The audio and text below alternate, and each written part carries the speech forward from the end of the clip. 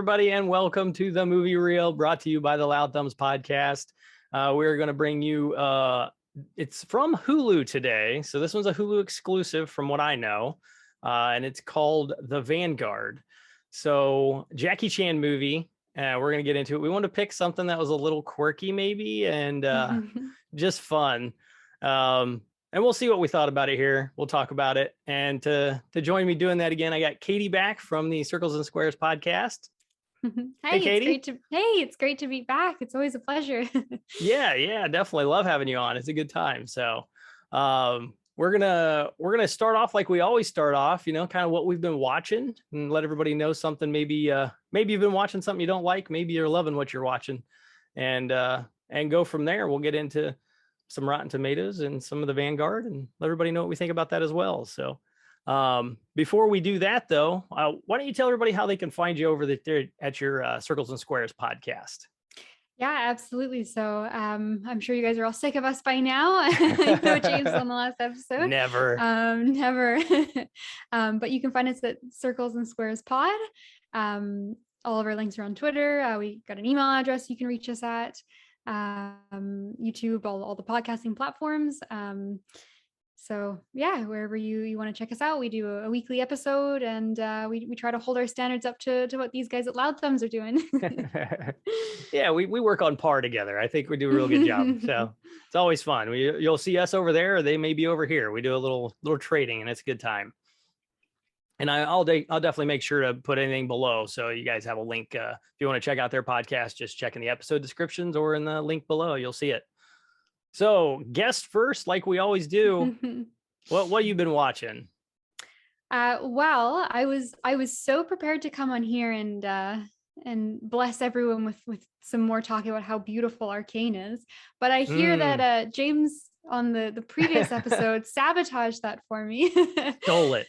So he stole it. So luckily I've also been watching some Squid Game. And, okay. I've really been devouring that. Have you seen it? I did. We finished it here. Okay. So yep. So I'm 2 episodes from being finished. So I can't speak to how satisfying the conclusion is. And of course I've got a million questions that need to get answered. Yes. But I've just been absolutely like enthralled by this show. I'm watching with a friend, and we typically only have time to watch it on the weekends. So we get together on like a Saturday night and just binge a bunch of episodes.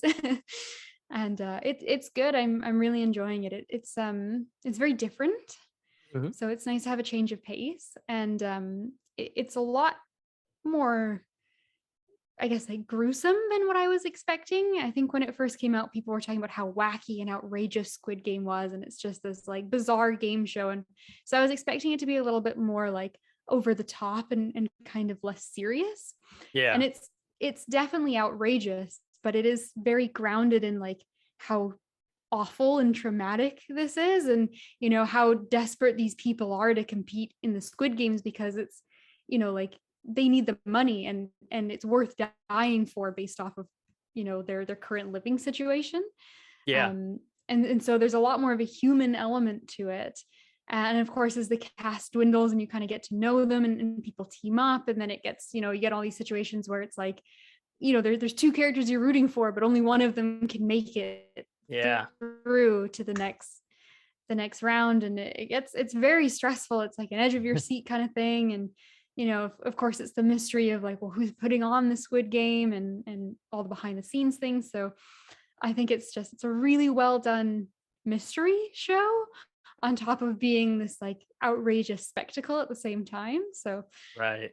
Yeah, it's a lot on the level of Saul, right? Like that's kind of the comparison that we started when we started watching it anyway. Like you're winning money on the Squid Game versus like learning some sort of life lesson that Saul movies all had. They had some sort of real weird background of learning from your mistakes or becoming some kind of a better person, apparently. But apparently.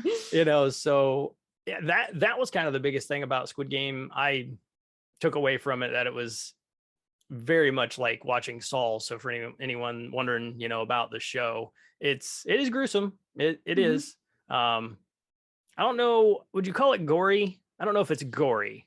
I don't think it's gory. It's like I think implied it's, gruesome, like it's more yeah. gruesome, like overall, and not like I you're gonna see the gore I or anything. yeah, I think what makes it is just how serious the actors are all playing it, because Mm, I mean there's some gory parts. There's, you know, parts where hundreds of people just die in a second, and right. you know, they've had some scenes that are almost kind of tough to watch, but it's more, I think, the aftermath of it and seeing the other characters react and Hmm. knowing that their lives are on the line. I think that's what makes it more like almost kind of like traumatic to watch, is because it's not played up like, you know, an action movie where people are just getting shot and it's like, oh, but that was so cool. Or it's, you know, it's not like it's a horror movie where it's just intended to disgust you and you go like, oh, and you watch it with your eyes Yeah. closed. It's like, it's that in between where it's like, you know, it is ridiculous, but people are giving like what would maybe be a genuine reaction Hmm. to that Yeah. scene, and then they have to just continue on. And so that's, I think, where it's most gruesome and most tough is the psychological aspect of like, you know, like if for you to win the Squid Game, everybody else has to die and you have to be okay with Yeah. that. But at the same time, they put you in these situations where the characters have to work together and they're kind of forming bonds and making alliances. But it's like, you know, at the end of the day, like it's one or the other. And so I Yeah. think it's gruesome in that way. And yeah, there's a couple like, you know, rough deaths, I think, that we've seen, but Yeah. mostly it's the like, ooh, afterwards that gets me the Yeah. most. Especially with, I won't spoil it because I think it's definitely worth going into blind. But I think the hardest one was when they play marbles. Oh yeah. That Right. episode was tough to watch near the end. Right. Yep. Yep. Are Hmm. you watching it with subtitles in Korean, or are you watching it with English dub? I am watching with English dub, Okay, so that's how I watched it too. Yep. yeah, I am a big I'm a big I always watch with the whatever language it's meant to be in, Hmm. and then with subtitles. I always prefer it that way. It just feels a little bit more genuine, and I always worry that like sometimes it gets lost in translation when you have the dubbed Yeah. voices a little bit more. So, Yep. That definitely can happen. mhm. Perfect. Yeah. No, I enjoyed it as well. So that would be a good one. That's a double. Go watch that one if you guys are All right. into something Pre- suspenseful. yes, pressure's on. Just be prepared to be very stressed out the whole Yeah. time. Yeah. It will get you pretty stressed out, especially if you really get into it. So. Hmm. I have been watching something way more lighthearted than that. I've needed that for quite a while. And Seinfeld is now on Netflix. It kind of took the place of The Office for us. Hmm. I grew up with Seinfeld. Um, I remember the senior class above me in school. The last episode, they actually wore black bands around their, in senior class. I was the junior class. They wore black bands around their arms in memory of, Seinfeld's dying off and all that kind of stuff. So I've been around for a long time for Seinfeld. I'm 40 years old, so I can remember when it started. But it was a show that lived near and dear for me for a long time. But then it kind of lost its position where it was gonna, popularity went away and everything like that. But um it was really hard to find it to watch, period. It was on Hmm. Hulu for a little while, and then it came to Netflix, and now I can just, binge till my heart's, content. Every night before bed, I'm usually watching some Seinfeld to catch up and Hmm. finish the season again. I think I'm up to season 5 now. Okay. But it's such a quotable show, and all the characters are just really fun, and it's just a great show to just sit down and laugh about, and keep those little one-liners available for daily, work stressful moments or something like that. I try to pull stuff out like that.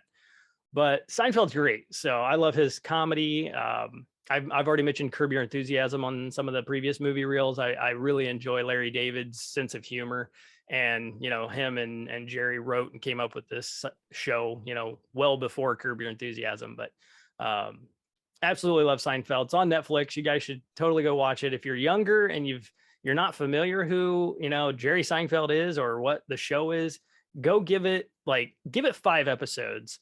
They're only Hmm. half hour, like 23, 4 minutes, something like that.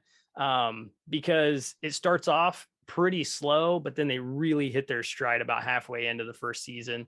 Because it does start off in the 80s. So Right. it's a show that a lot of kids out there that might be listening, probably under or around the age of 20, are going to be like, what are they talking about? They don't have cell phones in this, show, guys. It's Right. They're not listening to podcasts over in Seinfeld.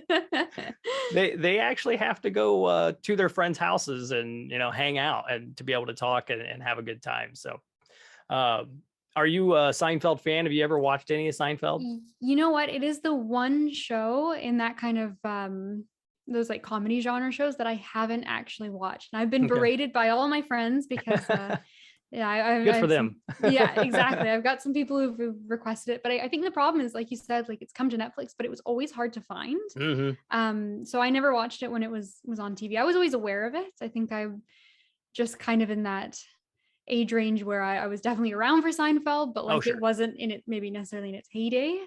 So I kind of missed out on it when it was current. And then I've considered watching it a few times, but just never had anywhere convenient to pick it up. And I like those kind of shows like The Office and Arrested Development and, even Friends, just to throw on kind of in the background as like a relaxing, like, it's going well, maybe I'm doing some work, or throw it on while I'm cooking kind of thing. So I'm going to cross my fingers. I haven't checked, but I'll cross my fingers that Canadian Netflix is gotcha, is on par, because sometimes we don't get everything that you do. Right. But if it is, it definitely could go on the list as a good just ambient house, and you catch some of the jokes, and it's always a good time. Yes, exactly. It is definitely that kind of a show. It's one you can just put on and you'll catch funny things, consistently. It's real good. Very good writing. I know Jerry Seinfeld, really, he got berated about his acting abilities. And one of my favorite things about the show is that it's just Jerry being Jerry. I mean, he's acting, but he breaks character all the time. Like he'll smile in the middle of a joke that he shouldn't be laughing at, or he'll laugh at his own lines, but he won't make any noise. He'll just be smirking or smiling at things. And I just love that. It's a lot like Jimmy Fallon, which I'm sure more of our audience is more aware of his humor, but yeah, they're very similar. And give Seinfeld a watch. It's fantastic. Even to this day, it's still really fun to watch. All right. Well, that is what we've been watching. We'll get started here with our feature presentation, and that is going to be Vanguard. That is on Hulu exclusively. I could not find it anywhere else. I never saw whether it actually made it into theaters anywhere. It did say it released worldwide, and it had overseas and everything for the budget. So I did go through on there, or sorry, on the box office, what it actually made. There was no budget. I couldn't find no budget for this movie. So I tried. But this is a lower key movie. Most of these, kind of kung fu action movie, little quirky movies are never super mainstream. Ended up making $50 million at the box office. Critics gave it a 28%, so not in love with it. And the audience could give or take 50%. They're just, okay, you know what? Some did, some didn't. I get it. So it runs about an hour and 43 minutes long, and it's rated PG-13. And what it is it's a member of covert security company trying to protect an accountant from the world's deadliest mercenary organization. So that's kind of the quick Rotten Tomatoes description, more or less. Jackie Chan's character is he's like M from Bond, more or less. And he has a group of, they call them the Vanguard, of special agents who protect, high profile clients and things. And there's one specific client that is an accountant who has made dealings with some pretty terrible people. And now his daughter's life has been threatened, and he has to somehow save her. So he gets the Vanguard involved, and they go to Africa to start the movie out and try to get her. She's some sort of a I don't know what she's not like a botanist or anything like that, or anything, or a paleontologist. She's just kind of an animals right. She's like an animals right activist / Disney princess. Exactly right. Yeah.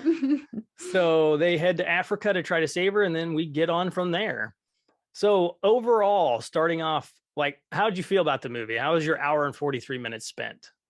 I would say that I think the biggest harm that this movie has is being a Jackie Chan movie. And that's not because he's not good in it, Nope. but he takes kind of a backseat role in the movie. And it when you hear a Jackie Chan movie, you have certain expectations in your head.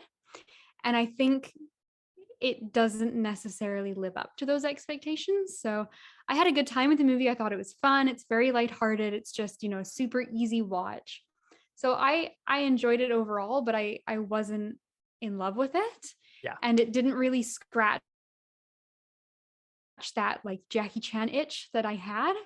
So if I was to go on your real grading here, I'd probably give it a real fair. I think it's entertaining, but I don't think it's necessarily something that's going to stick with me or that, I'm going to be rushing to tell people like, oh, you got to watch this.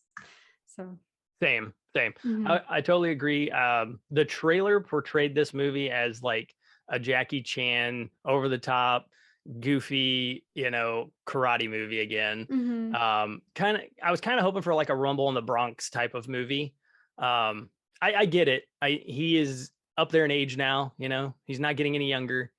So for him to probably do a Rumble in the Bronx 2 or something, like type movie, I don't think he could. I don't know if he could actually survive it, everybody's bones get brittle as we get older. So but he does do a great job in all the scenes he's in. Like they felt like Jackie Chan, like, his facial expressions and everything. There's one scene at one point where he's like grabbing the barrel of a gun, trying to keep it away from him, and like starts to burn his hand, and he likes blowing on his hand. He's making those ooh ah faces and stuff. I dig that. I just think it's great because it's just that little bit of overacting that I just really, really liked about all the Jackie Chan movies I've seen in the past. So yeah, it was lighthearted overall. I love the Disney thing you said there. I didn't really put that together, but that's so true. It definitely has that sort of kind of kooky, quirky Disney sort of vibe with, like a king and a princess and a newly married wife, that's came into the family or whatever sort of vibe. And yeah, you're sending out all these knights to go save her or whatever. But yeah, I would give it a real fair. It's definitely not a bad movie. No. It's definitely one that you just pop some popcorn and you're probably going to laugh a little bit more at scenes if you're paying attention than they probably expect you to. But I think that still makes it worth watching and having fun with it. So yeah, overall, I would agree. So there's not a ton to spoil in this movie, I don't think. No. Because I don't think so. It's predictable. Yeah, and it's not very plot heavy either. Like not within the all. First, they take you like different places around he goes a little globe trotting, and so I didn't expect to necessarily end up in Africa after the first 15 minutes of the movie. But other than that, like you're not gonna, there's no twist at the end or. Exactly. It's just a fun romp. I mean, you know that like you watch a Transformers movie or anything like it, Optimus Prime's going to win, something. You're not going to spoil that either. So that's just this kind of movie again. But I think we're just going to get into it pretty early on this episode, guys, and just kind of get into talking about it and go ahead and enjoy it. Go check it out. See what you think. Like I said, it's on Hulu, so you got a subscription. It's worth watching. It was a good time. Before we get into things, as a heads up too, it is a English Mandarin combo deal. So you'll hear English, they'll just be talking English, and then you're going to hear most people talking in Mandarin, and the whole movie is subtitled in English. So I was a little bit thrown off at first because I'm like, where's the subtitles? Like, how am I supposed to know what they're saying? And Hulu defaulted to no subtitles. Like, how am I supposed to know both languages? But so yeah, I had to force it to turn the subtitles on. So heads up to any of the listeners that do want to go check it out before they stop listening and come back and enjoy the rest of the episode. But we'll get into it now. So Katie, the first thing I gotta say is, this movie felt like Kung Fu meets Fast and the Furious with poor CGI. I love that you said that because I've written down here, I was like, I got Jackie Chan meets James Bond meets Jumanji. Okay. So if you put all 6 of those things together, that is exactly what this is. Yes, you nailed it. That's it. Those are the only 6 things you guys need to know now. Episode's over. We're done. 20 Yep, minutes in. it's done. So, there was just a lot of the CG in the movie just so stood out to me. It wasn't done great. That was the overall take for me. Overall negative take, I guess. And it wasn't negative to where it like broke the movie or anything like that, but it was kind of one of those why sort of situations for me. Yeah. And I have down that overall CG was unnecessary. Like they didn't need to put all the CG in that they did. They had CG lions, hyenas, they had cars. The Jeep boat that they did was just so weird because you could tell there were some parts where it was CG'd and then some parts where it was just like floating on a raft down, where it was supposed to be a lot of the water scenes. Yeah, it was supposed to be like a boat that like was a Bond Jeep that just turns into a boat or whatever. Yeah, it has like a big funny button on it that just says water. You click and it's like turns into a boat. Exactly. Yeah. And then the scene with Jackie Chan on the jet ski, all that like that was, you could tell it was superimposed with a little mix of CG, unnecessary. I put was so bad it was funny. I mean, it really hit that point. I was watching with my wife just laughing. I'm like, why did they even need to do that? Like they could have had a closer like camera angle and just showing him going through water and getting splashed or something. Instead, they do this huge pull out where they show the edge of the waterfall, and then they got him bouncing from rocks to water, and it's not even, you can tell it's not even real. Yes, it looks so goofy. And that's the thing, like you said, like it's kind of entertaining because it's so ridiculous and unnecessary and over the top. But then also, yeah, you gotta ask, like, why didn't they just do like some more practical stunts that would have looked better? And like, like that's kind of what people want from a Jackie Chan movie, right? Is a lot of cool, like very practical, like that's what he's known for. And so to get these like weird CGI scenes, it's like it was entertaining, and it was it added to that kind of like goofy, silly atmosphere that the movie was going for. But it was also just it was weird. So yeah, it's hard to say whether or not that was a good call. Exactly. And that's why I was really bummed and I could not find the budget, because I wanted to see the budget of this movie, because maybe this movie only had like a $1 million budget or something. If it did, well, they did a good amount of work to stretch $1 million, but I don't know, because there was a lot of practical effects. And when the movie is over, you can watch while the credits are playing, and they do show them doing a lot of the practical effects, which I liked. So it's like, and practical effects are far cheaper than computer generated stuff. Everybody knows that. But I really was bummed I couldn't find a budget. I looked for probably a solid like hour after the movie was over, and it was just nowhere. So if anybody knows the budget to this movie, just tweet it at me, because I'm super curious now, at Loud Thumbs. So Jackie Chan, if you're listening, Jackie, please tell us. Let us know what it costs, please. We won't tell anybody. Just Katie and I need to know. That's it.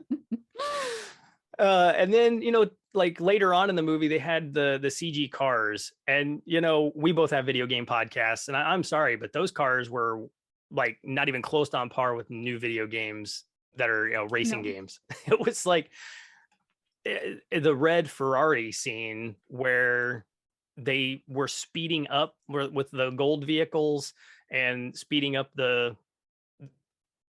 make them seem like they were going faster, was just so weird to me. Did you notice that? Did you catch that as well? It was like they just sped up like 1.5 speed, and the cars were just really taking curves way too quickly and things. Yes. And there's that one scene, and what the one that stood out to me the most is the one scene when the agent first gets in that red car, and he does like a burnout and just turn around in the parking lot. And the way he spins is just like, they kind of zoom out and give you a really like bird's eye view of it. And he just spins in like the strangest, like most perfect circle, and then drives off. Right. And there was like no sense of like feeling of like weight or momentum to the car. It just kind of like, whoop, there it went. Yep, exactly. Like you're playing with a Hot Wheel. Yes, exactly. Yeah, I put that didn't add anything to the movie, and it was laughable. I mean, those little scenes like that, I think they were just more for the other audience that they were trying to go for this movie, and it probably hit pretty good for some. Maybe younger audience or something really dug it. But I just thought the cars were just so weird. The racing on the rooftop scene, that was kind of later on as well, where that one screamed Fast and the Furious to me, where Jackie is driving the vehicle and they're just going, or no, actually it's the female agent is driving the vehicle, No, it was Jackie in that scene, I think, because they kept bouncing back and forth, right? Yeah, And they they go through did. like a restaurant that's on a rooftop that's got glass windows, and then they just jump into a desert like area and they continue on. But as the cars are jumping and landing, you can tell they're not real, and they're not. The damage modeling was just not great. It was more outlandish than Fast and the Furious because that series has already kind of got you thinking like, who cares? It's just for fun. Um, this one just kind of threw you in there like, oh, they'll just think it's fun. They're not too worried about it. But I was a little bit like taken, wait, what the heck? Like put more into what you said with the real stuff instead of all the CG. But what was there any specific scenes for you that stood out where you were just like, what the hell? I think it was just, I don't know so much about like, yeah, the CGI was definitely something. Those hyenas looked really strange to me. Yeah, They had some CG hyenas. You know what? I thought the lions looked pretty good. they weren't bad. They did lions and then they did hyenas, and I thought the lions were pretty nice. But yeah, the hyenas were a little awkward, but I think just some of it was just the writing and just how over the top it was. Like, you had the poachers and they were the most incompetent, ridiculous like characters, and then like you Ace Ventura 2. Have you ever seen Pet Detective, the Ace Ventura, the Nature Calls? They reminded me of those poachers. Oh my God. If any of the audience hasn't seen it, it's a stupid movie, but and it's hilarious though, but it's meant to be. But that's who these poachers reminded me of. 100%. So anyway, sorry to interrupt. No worries. But yeah, it was just some of those sequences and some of the characters. Like when we first met the daughter, we had to protect, and I don't know, she take like a photo shoot with these lions, but it's just this montage of her just like with the most like ridiculous. It's like she's in a like a perfume commercial or something is what it looked like. And we just went from like, I don't know, like a Jackie Chan like spy kind of movie. Like we had some fight scenes, then all of a sudden it's like this music kicks in and she's in a perfume commercial just posing, and it was just some of the shifts in like tones and scenes were just so like bizarre to me. And I kept being like, did I miss something? Like go back, like the transitions, it would just abruptly go from one thing to the next, and it was a ton of fun. But I think every scene that character was in, she was just so funny, and she felt like a totally different movie to me.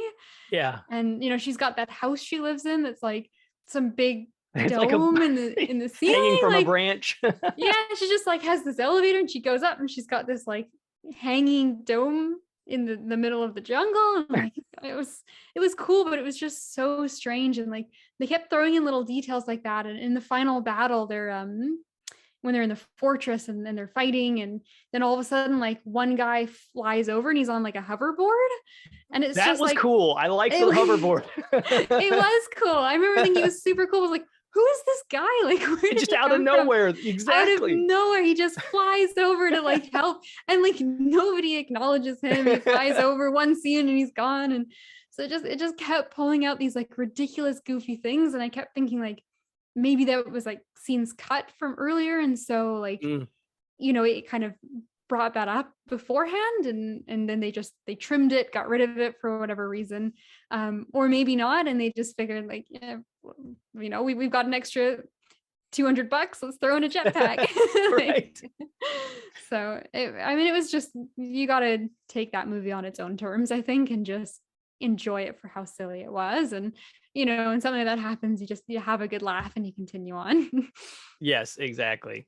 Yeah, it did feel really weird. Like there were scenes where like it went from super serious, like they just got done with like a big mission, and they, the girl wasn't saved or whatever, but they need to go get her now, but they got to get the dad because the girl has been officially stolen from the Vanguard, who failed to do their job. But they got to get the dad now. But then they go back to the office, and then there's like a birthday party. It's that's like, right. What the hell? Like, I had no idea, because they're in the middle of like this super like important meeting, and Jackie Chan's like, hold on a minute. And he gets up and he grabs a cake. Right. Like he just stops 12 people from this whole board meeting. And he walks out, he's like, happy birthday. Like, and they're singing that in English. It made no sense. Yeah. They're speaking Mandarin the whole movie, and now they're singing happy birthday in English, and it was so weird. And then the little boy comes in and then like gives him the thing that stops the bullet later, the all the present he gives him and stuff. But it was just like, when you just said that, I was like, exactly right. Like it just goes from like, okay, we're in this super serious to where do we go next? Okay, let's cut in the birthday scene here. It's like, Yes. wait a minute. Which was Okay. so funny too, because the whole like that scene was in the middle of like they were in Africa, and then the next scene is they're like planning their mission to go back to Africa because she got captured there. And it's like, well, hang on, like London and Africa are not close. So they flew back for this meeting and to have a birthday party so that then they could fly back and save her. And it's like, well, how long has she been captured? Right. It's been weeks at this point. So yeah, they really just kind of play fast and loose with the rules, and it's fine because it's fun. But that birthday scene is funny you mentioned, because it's one of my favorites. My favorite character, I think, was the dad, the one who it was his birthday, and he's got his son, and he's just such a like ridiculous goofy character. Like he was just such like the over the top, just kind of like a geeky sort of but really cute and endearing. And he's got that scene with his son, and he's like calls him Captain China, who's like so much stronger than Captain America. And it was just so cute. And he's like trying to figure out where to put his little like badge that he gets, and it's like, oh, I'll put it here, and he's like trying it different places, like this isn't quite right. And then he just shoves it in his pocket, his handkerchief pocket. I'll figure it out later. But just he had so many of the like really over the top facial expressions, and everything he did was like just so goofy and silly. And if he was in the middle of a fight, he'd still stop to be like, make some kind of like funny joke. And I just thought his character was just a ton of fun. He was just so goofy. Like he's got a best dad's mug on his desk for sure. Like he's that kind of guy. He could be like, the next chance of another Jackie Chan, go out, and he kind of had that feel of him, like of a younger Jackie, with the facial animations you were saying. I mean, he was just very expressive during his battles, especially toward the beginning when he got in the fight in the kitchen, and he's like sticking guys' hands in deep fryers and throwing hot grease all over them. And he's getting those punches, and he's making those like over the top reactions and faces. Yeah, like he'd punch and then like like as if his hand hurt, and he'd be like, ooh, for a second. Exactly.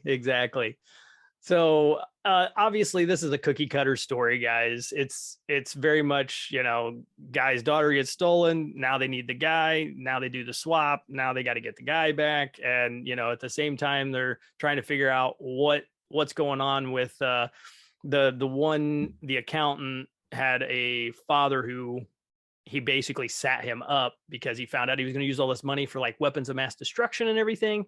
And the son is getting revenge. So that's kind of like the last third of the movie, is the son gets involved, and he's trying to find out where all the money is and the assets of his dead father from this accountant. So that kind of fills in some of the blanks for you guys listening. And he ends up putting all the assets into 9 solid gold cars. Yes, 9 solid gold cars, as you do. Who thinks of it? I don't know, but it's just like those cars are very heavy, and they're not durable because gold is one of the softest metals on the planet, guys. So the last 10-15% of the movie is this car chase with a gold Hummer that would have been in pieces the first time it ran into anything.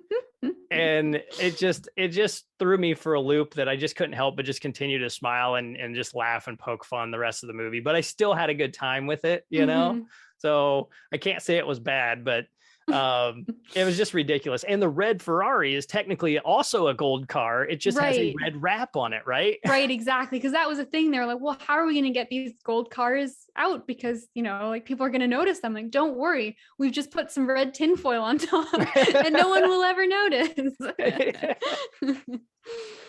Yeah, it was just so kooky. Like, I can't think of another word. It was just that touch of over the top. I wish it would have really steered into that, right? Do you think, is that what you would think by watching, like, go hard into the goofiness? Yeah, I think so. I think it takes you like maybe the first little bit of the movie to kind of like get a gauge for what kind of vibe that they're going for, because like we said, there are some kind of more serious scenes, and the plot like is a little, it's got some stakes to it, and so I think if they'd gone just a little bit more over the top and maybe like really sold that more, I think that might have been in their benefit.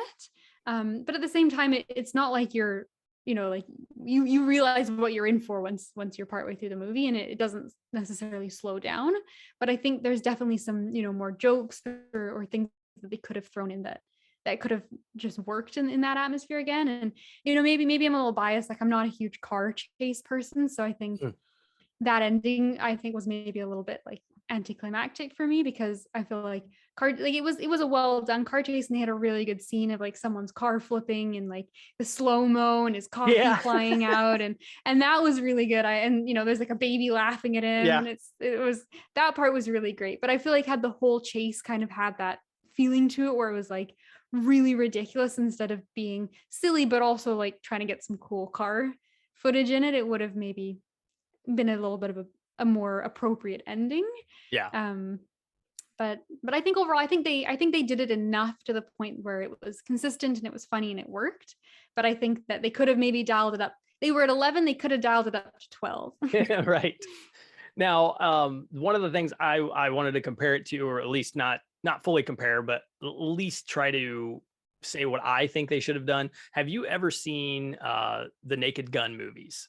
I have seen the Naked Gun movies. Yeah, those are a household classic in my place. Excellent. Because this movie would have been like a real good if they would have just gone that direction. If it would have started out from the beginning, if they would have just started with a birthday instead of doing the weird cut in they did, and like in the middle of the birthday, like, somebody, off the evil mercenary organization comes in, and like there's like cake flying, and then like there's like a weird kung fu thing, and somebody like gets their face put in a cake and they're still fighting with cake on their face or something, and just go super goofy and just keep it goofy the whole time with the puns and the jokes and everything in it.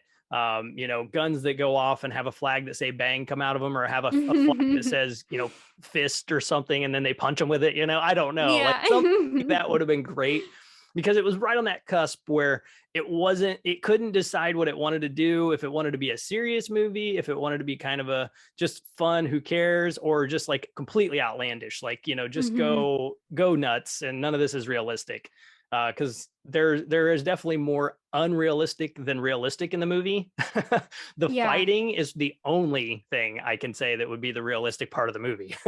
Yeah, and it was done really well, but that's what I would have loved to have seen anyway, as far as seeing the Naked Gun mixed with this would have been great, and then just make a franchise off of it, Yeah, that would have been great, because they have the framework, and I think you hit the nail on the head. Like, they've got this framework of the Vanguard, and that's pretty serious. Like, they take that seriously, like what the Vanguard are, like what they mean, and like how they're different from the bad guys and their moral code, and so that's kind of the more serious part of the movie. But like, yeah, if they were more of like a silly organization, and like, they're still the good guys, they're still doing the good things, but if they were a bit more like, the framework was also goofy to fit with what ends up happening, I agree, like a Naked Gun kind of thing would be so at home here.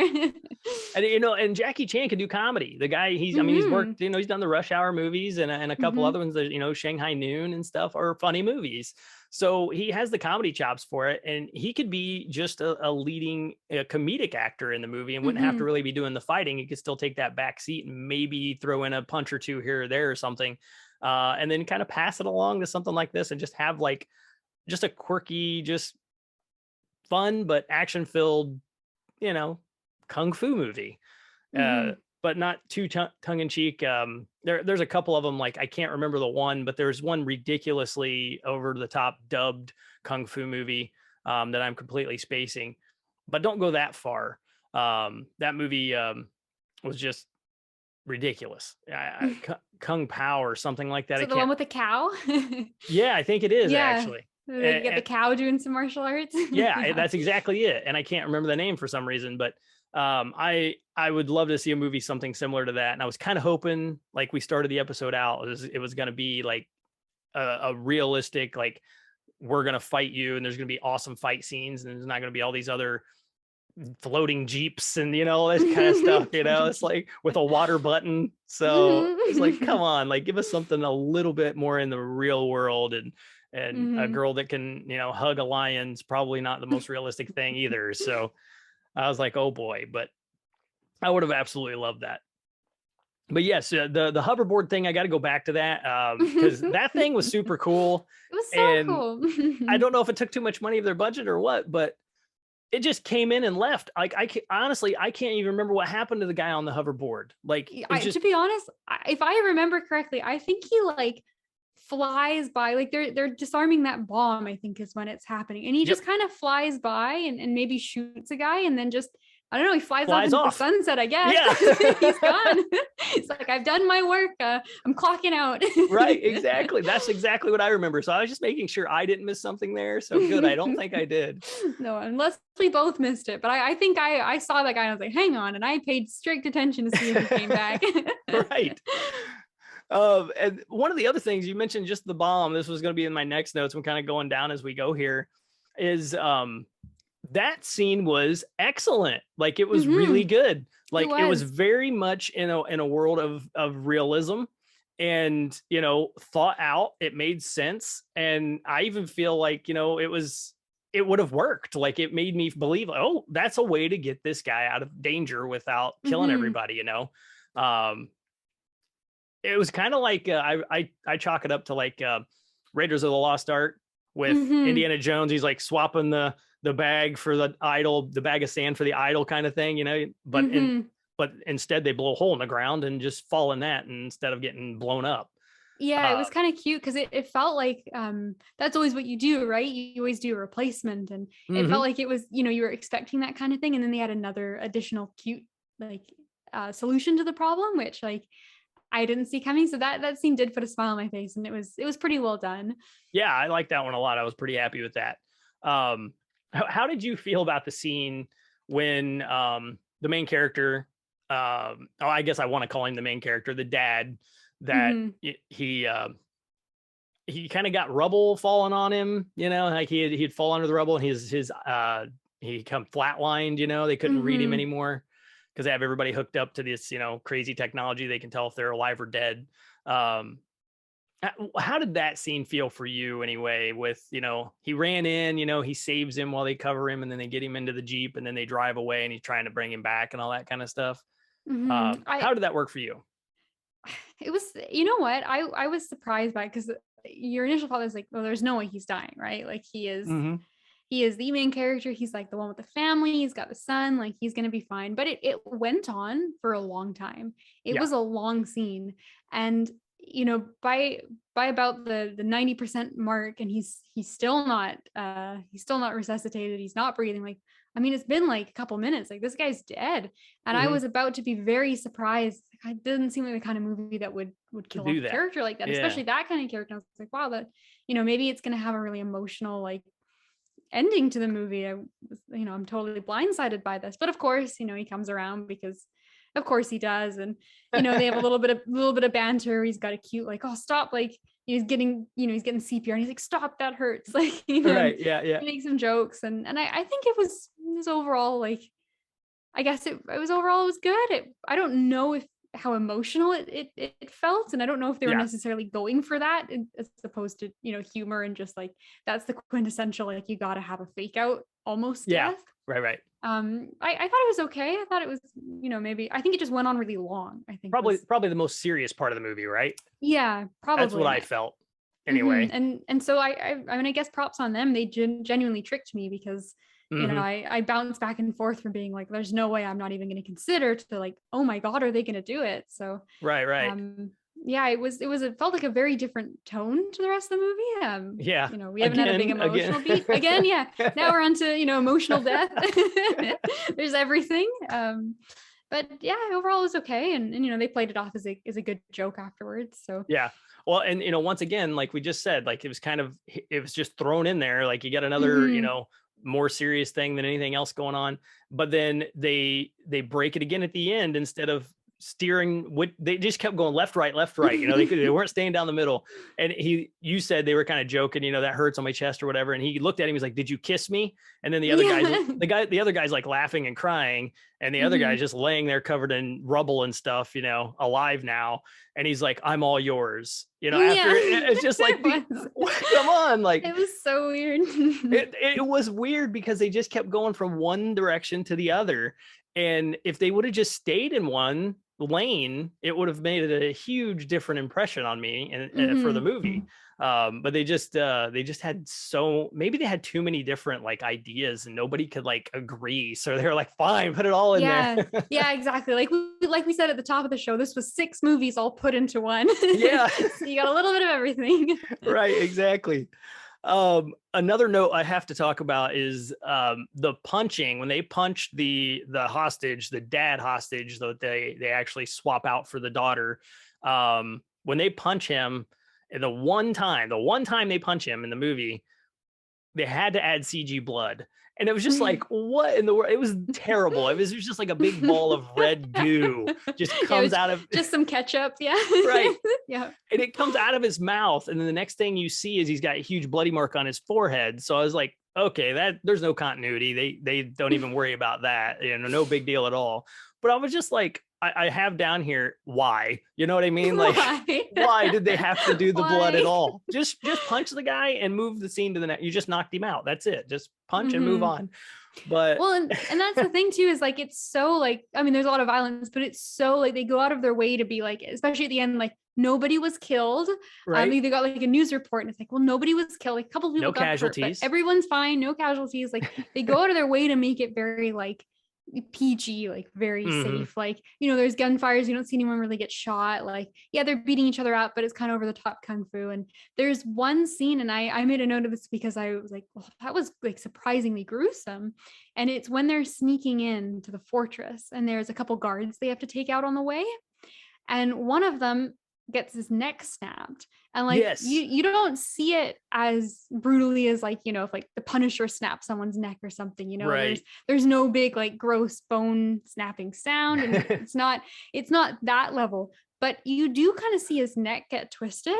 Right. And it surprised me because, everything else they've kind of like, they do the punch, and if something, if they're going to imply somebody got shot, they'll cut away. And they didn't really show those more like visceral, gruesome kind of scenes. But this guy just legitimately got his neck snapped. And I was like, oh my God, like it just felt so like out of a place. Tone. Yeah, because again, like we say, if anything, they're consistently inconsistent. So right. I'll give them that. But yeah, I was just so surprised that they didn't like cut away. Like I was expecting it to be like a second sooner and then just imply that guy got knocked out. And then they go to the next guard and, they just kind of bonk him and he falls asleep. And they're back to that really like carefully crafted, we don't really show anyone get hurt kind of thing. But yeah, it's like, oh, that was a weird one. Yeah. And it's funny you mention it because one of the final notes I have here is how like they steer real hard into the PG-13. They didn't want to go anywhere past that at all because at the end, it is one of the funnier scenes in the trailer as well when Jackie Chan is fighting the main bad guy and he like he does a karate move and he puts the gun facing the guy and the guy pulls the trigger of his own gun and shoots himself in the leg and he's like, why you shoot yourself, like and it's like, okay, like and now he's bleeding and he falls into the tank full of sharks. Okay, now right here I have sharks and blood doesn't equal death. That's a missed opportunity ending. You know what I mean? Like that would have been like, holy hell. Yeah, like exactly. We're going completely the other direction now. But that should have been their one, like, like in with ratings, like you get one swear word.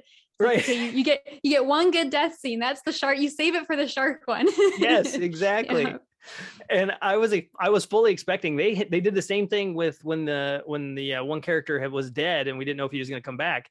They did the same thing with this. They show him in the shark tank like 5 times. They cut away and cut back and cut away. And they're like, where's he at? And he's like, he's down there. And like, how'd he get down there? Oh, I don't know. Yeah, no, yeah, how he got down there. And he's floating around in, bloody water now with a bunch of sharks. And then it just cuts away and you never know what happened to the guy. Like it never tells you, like, did he drown? Did they finally eat him? Like what happened? Did someone pull him out, I guess? Yeah, is he in prison now? Who knows? So I think that would have been an amazing ending just to see him just be eaten. And then it was just like, okay, it's over. Yeah. We'll do our party and have a happy ending. That's right. Whose birthday is it now? Right. Yeah. And then last but not least is the, clear at the end where you kind of feel like the one agent and the daughter are going to kind of like have a thing or something. Yes. And there's like, and we didn't talk about this, but there are like these crazy over the top pieces of technology. They have like bees that they control with remote controls and stuff. Yeah, And they're kind of like little spy drones, but they're all animals. So I yeah, guess they blend a in that bird. way, which are really cool, to their credit. Yeah, no, it was very cool.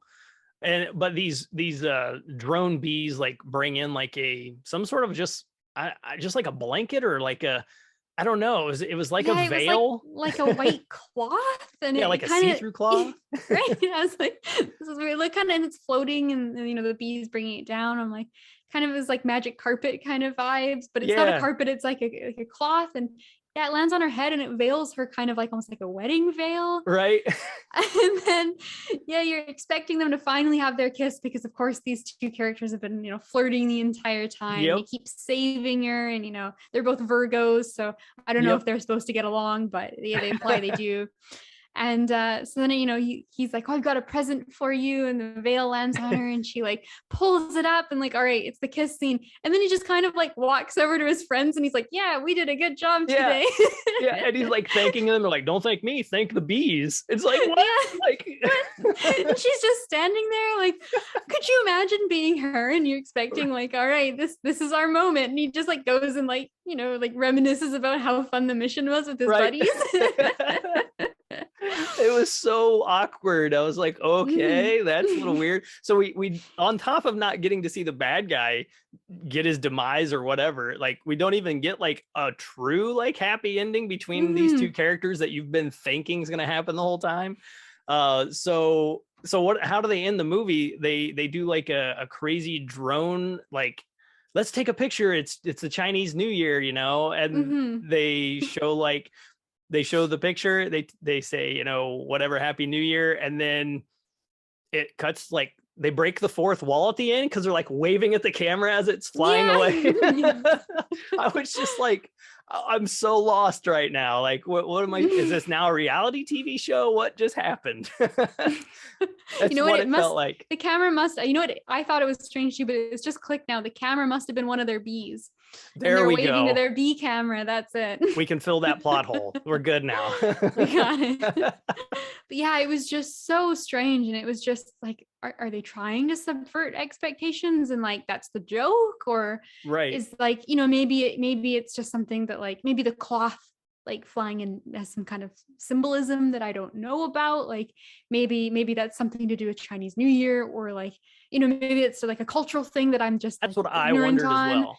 And so it's got to be something like that, but it's not explained. And it just, the way they jump between things was just so like abrupt, and there's no explanation. It's maybe a one line of a joke and then we're on to something else. And yeah, I mean, it could mean something like, maybe he's like her protector, so that's like symbolizing him protecting her by covering her, that kind of thing. Who knows? I if they would have just put, like you said, one or two lines someplace earlier explaining that, like maybe between the husband and wife, that they could have referenced that to, maybe that would have been kind of nice to know, because I like knowing and learning other things about other cultures. So that would have been cool to learn something while I watched the crazy back and forth. But I'm like, okay, I don't really know what this means. Yeah, exactly. And because of how the rest of the movie's gone, you can't trust that it actually did mean something, right? They have not given you any reason to believe that there is a strong foundation for what's going on. Good point. Yes, you're very, very right. So as you guys can tell, you're still listening out there. It was a fun ride. I mean, we're laughing about it, we're joking about it, we're having a good time. You watching it, I mean, we're just kind of recreating it in your minds a little bit. It will be better, and you'll still be able to have a good time with it. It definitely wasn't bad. It was a lot of fun, and it just couldn't pick a lane. That was all, it couldn't. And I think if I've got anything else to say on it, I think the only part we haven't touched on, ironically, I think is my favorite part of the movie. Go for it. Is actually that initial fight they have at the restaurant at the very beginning of the movie. And that fight to me, which is ironic because Jackie Chan has not been introduced yet. We haven't met his character. But that to me felt the most Jackie Chan of the whole movie, because when I think Jackie, I think, like his ladder fight scene, and, Oh when he's running yeah. through the market and he's naked and he's fighting, but he's also trying to Holding. cover himself, and, he's Yeah. got plates in convenient places, and, he's like ducking behind baskets. And I Yep. think of all the very like environmental things that he uses, and how creative he gets with just the stuff that he's around. And so that kitchen fight scene was reminiscent of that for me, because they're fighting and they're doing like, awesome kung fu moves. Like someone does like a big like jump kick to start it off, and Mm-hmm. they're flipping the tables and throwing chairs at each other. And then when they get into the back of the kitchen, like you said, he's putting people's hands in deep fryers, and Yeah. he's using steam off of things. And one point he picks up a pineapple and just chucks it at a guy's head, and then he's like shaking his hands because it was spiky. And Right. and that to me felt like that really like, like It was. creative, silly, like use your environment is like the quintessential Jackie Chan kind of stuff. So Yeah. I thought that fight scene, like there were other fight scenes in the movies were good too, but I think that scene in particular, like really set it off on a good foot, because it was just so fun and silly. Yeah, and I want to see more of that for sure, if they can do that. And that was kind of the reference for me as of earlier anyway, because the main character, the main spy, I should say, he definitely had that Jackie Chan feel, and I would love to see him in more movies like this, and just follow his career and just see if he does, go down that line or something, because he was excellent. Like he did feel like Jackie kind of incarnate, like just doing what maybe even he was teaching him or something. They trained together or something like that. But yeah, and this could be like a neat passing of the torch kind of movie, because Jackie's right, he's the CEO, and the other guy's the agent under him, and so it kind of has that feeling of it too, where Jackie's sort of like stepping back and letting the younger actors kind of go forward in that style. Yeah, I would love to see something like that, because I think that's something that movies are missing this day and age.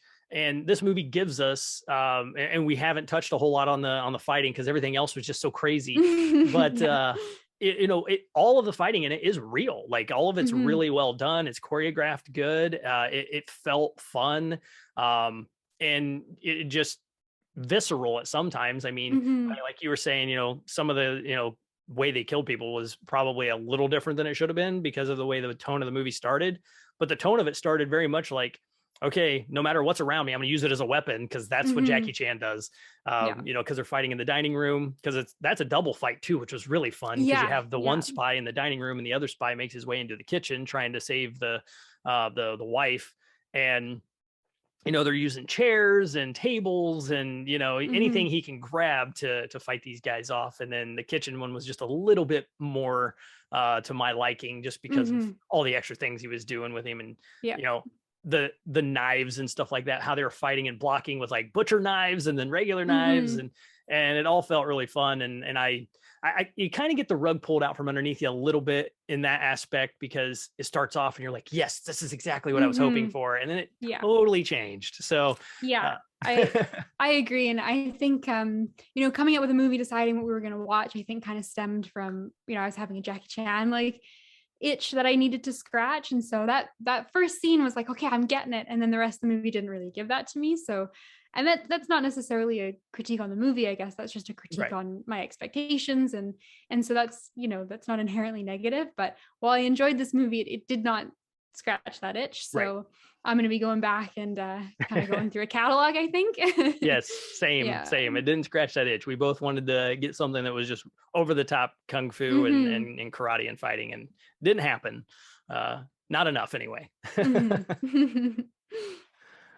So that's what we feel about the movie, guys. We enjoyed it. I would like to know, and I'm sure Katie would like to know over there, Circles and Squares, what you guys think of it if you end up watching it, and just let us know. Loud Thumbs at Loud Thumbs is Twitter, and then email us in too. And what I particularly want to know is if anyone can come up with a good theory about where jetpack, or not jetpack, where hoverboard guys gone. Because if we can get some conclusive ideas on, if anyone picked up on where he went, you got to let us know. Yeah, did we miss a line of dialogue that explained that he was a one-shot deal and that was it? I don't know, maybe.